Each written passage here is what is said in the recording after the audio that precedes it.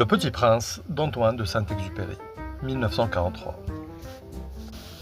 Il était une fois un petit prince qui vivait sur une petite planète, dont il s'occupait très bien. Il arrachait les mauvaises herbes, il ramenait ses 3 petits volcans. Le petit prince aimait aussi une petite fleur rouge, très très jolie. Ils étaient toujours ensemble, mais la petite fleur était très vaniteuse. Elle voulait qu'il s'occupe d'elle davantage. Elle lui répétait: « Pourquoi tu ne t'occupes pas assez de moi, alors que je suis si belle ?»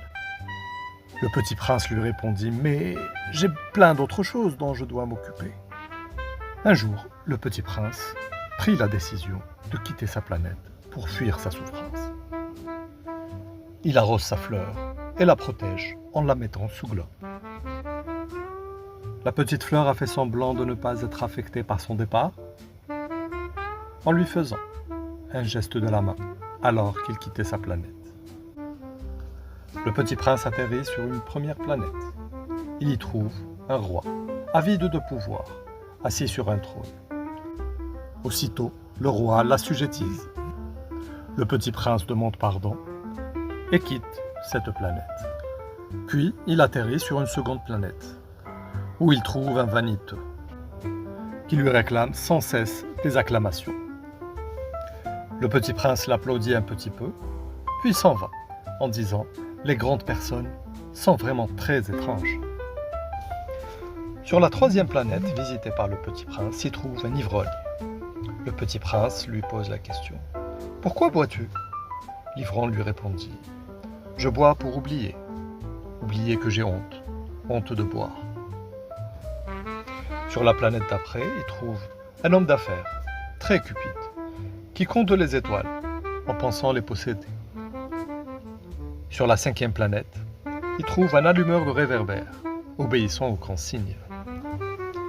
Sur la 6e planète, il trouve un géographe, très théoricien, qui lui suggère de visiter la planète Terre. À son arrivée sur la planète Terre, il n'y trouve personne. Il marche un petit moment et croise un serpent jaune. Le serpent lui dit: « Ici, on est au désert. »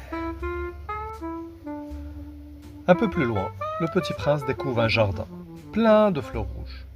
À ce moment précis, une tristesse l'envahit. Il se rend compte que sa fleur n'était pas unique en son genre. Peu après, un petit renard apparaît. Il s'est aussitôt rendu compte que le petit prince était triste. Il lui demande de l'apprivoiser et qu'ils auront besoin l'un de l'autre. Et il ajoute: « Si tu m'apprivoises, je serai pour toi unique au monde, et tu seras pour moi unique au monde. » Le petit prince se rappelle de sa rose, laissée sur sa planète, et il s'est rendu compte qu'elle était vraiment spéciale et qu'elle l'avait apprivoisée. Le renard marque un temps d'arrêt et dit au petit prince: « On ne voit bien qu'avec le cœur. L'essentiel est invisible pour les yeux. » Après le renard, le petit prince fait la rencontre d'un pilote en train de réparer son avion, tombé en panne au milieu du désert. Le petit prince lui demande: « S'il vous plaît, dessine-moi un mouton. » Le pilote, gêné et occupé, lui dessine rapidement un dessin de son enfance. Le petit prince lui dit: « Non, ce mouton a l'air malade, dessine-moi un autre. » Le pilote lui dessine un autre.